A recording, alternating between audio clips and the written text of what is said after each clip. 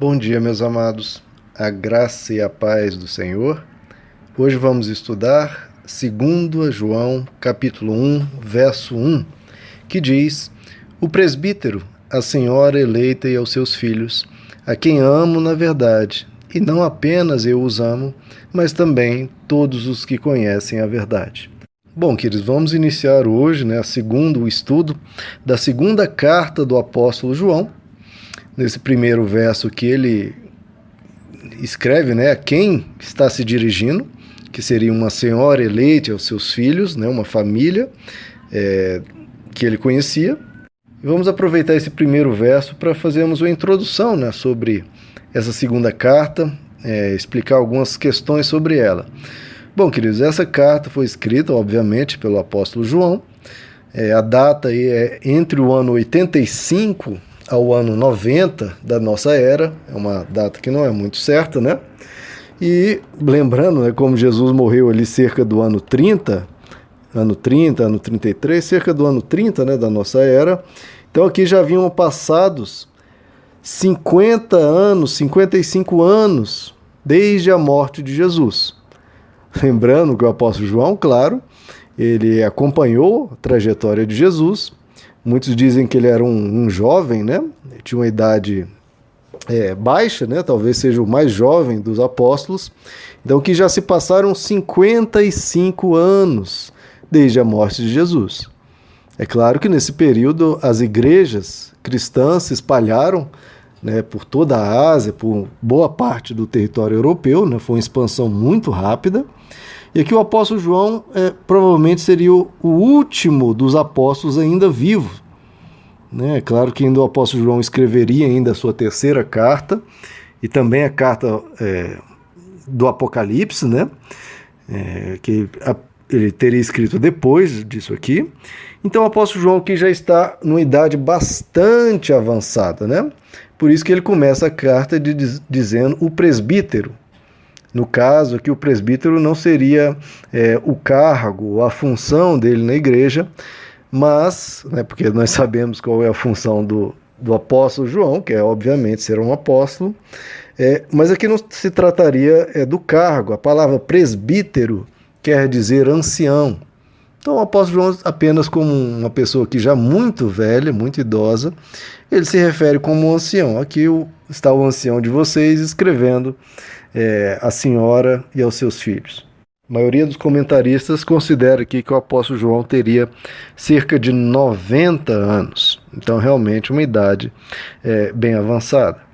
Lembrando que o apóstolo João, que foi o que viveu por mais tempo, que foi o que perdurou por mais tempo, ele também, segundo a tradição, é dito que ele foi o único que morreu por uma morte natural. Todos os outros apóstolos eles foram martirizados, morreram por causa do evangelho sendo perseguido. Então o apóstolo João foi o único que morreu de morte natural. Essa carta, queridos, ela foi escrita, como aqui nós vemos no endereçamento, a uma senhora eleita e a seus filhos. Essa senhora faz-se a suposição que ela morava perto de Éfeso, onde o apóstolo João ministrava. E essa mulher muito provavelmente tinha uma igreja na sua casa, lembrando que a igreja cristã iniciou muito simples, não tinha condições de construir templos, ainda mais porque havia muitas perseguições. Então, muitas das reuniões eram feitas em casas, geralmente em casas que eram maiores, Então aqui a gente já vê que essa mulher provavelmente era uma nobre, tinha uma condição financeira um pouco melhor, já que aparentemente a igreja se reunia na casa dela. Bom, e aí nós já vemos um grande diferencial, queridos? Um grande destaque do Evangelho, que o Evangelho realmente dá uma importância enorme ao papel da mulher, que é algo extremamente notório, dentro da época em questão, que é uma época que a mulher realmente era muito pouco valorizada, na verdade era quase desconsiderada, nesses termos de religião, de discussão de matérias importantes, ou o que quer que seja. A mulher era apenas, enfim, era uma pessoa do lar e a quem não se considerava. E o Evangelho sempre foi diferente nisso, né, queridos? As mulheres sempre foram uma companhia constante e muito importante na vida de Jesus. Tanto é que, com a sua ressurreição, Jesus fez questão de aparecer primeiro às mulheres, e também na sua morte na cruz nós vemos que as mulheres não abandonaram Jesus, estiveram lá com ele, né? Então as mulheres sempre tiveram um papel de destaque. Disse que inclusive as mulheres financiaram boa parte do ministério de Jesus. E aqui a gente vê o apóstolo João escrevendo uma carta endereçada especificamente para uma mulher.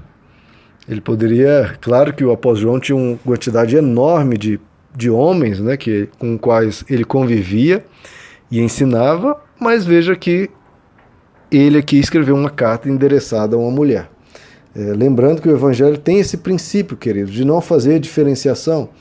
O apóstolo Paulo diz que em Cristo não há judeu nem grego, nem homem nem mulher, nem escravo nem livre. Não há esse tipo de diferenciação no Evangelho. O Evangelho não faz acepção de pessoas. Não faz acepção de pessoas dentro de classes sociais, condição financeira, cor de pele, sexo, nem nada disso. O Evangelho trata a todos iguais, a todos como filhos de Deus. E isso parece algo óbvio, tranquilo, né? Mas, queridos, isso foi uma revolução cultural sem precedentes e sem tamanho. Porque a sociedade, em toda a história universal, sempre foi muito dividida. A diferença entre homem e mulher sempre foi gigantesca nas culturas. A diferença entre posições sociais também era imensa. A diferença entre raças, havia essa questão muito forte, né? Não, nós somos da raça X, nós somos da raça Y, sempre um querendo colocar-se numa posição infinitamente acima da outra e, portanto, com o direito de explorar os outros. E no Evangelho não é isso. Não há espaço para exploração, não há espaço para discriminação, não há espaço para você olhar de cima para baixo para ninguém. Absolutamente ninguém. Pelo contrário, né? O apóstolo Paulo nos ensina que nós temos que colocar os interesses do nosso irmão acima dos nossos. E isso, como eu disse, queridos, é sem precedentes na história mundial. Isso foi um escândalo sem tamanho no Império Romano, e isso provocou um rebuliço muito grande, isso que os cristãos propunham, né? É interessante que nas igrejas todos os assentos são iguais e todas as pessoas de todas as classes sociais são obrigadas a sentar juntos, sem diferenciação, sem um espaço privilegiado. Sempre foi assim. A pessoa mais rica e a pessoa mais pobre, pessoa de qualquer raça que seja, ou de qualquer cor de pele que seja, se sentam de forma igual, sem qualquer diferenciação, sem qualquer privilégio. E aqui, queridos, o apóstolo João chama, né, essa senhora chama de a senhora eleita. Né? Havia esse termo de eleição, que era muito utilizado pelo apóstolo Paulo. Os cristãos se chamavam uns aos outros de eleitos, né? Basicamente se chamando de cristãos, né? Pessoas que receberam essa graça de Deus de se voltarem para Ele. Esse termo, essa questão de predestinação, eleição, sempre é algo de muito debate. Eu acho de uma pobreza muito grande esse tipo de debate, porque simplesmente não leva a lugar algum, né, queridos? O que importa é que estamos em Deus e que Deus, de alguma forma, nos alcançou. Mas, para mim, nessa questão, queridos, de eleição, eu sempre cito, porque é o texto mais claro, mais evidente, mais explicativo dessa questão, que está lá em 1 Pedro, capítulo 1, verso 2, onde ele diz, eleitos, sim, eleitos, segundo o quê? Como que Deus elege essas pessoas, né, que serão dele? Como que ele elege? Ele explica, eleitos segundo a presciência de Deus Pai. Então, como que Deus elege? Segundo a presciência dele. Ele sabe, Deus sabe, ele sabe o futuro, sabe o passado, sabe tudo. Deus é atemporal, né? Ele não está preso ao tempo.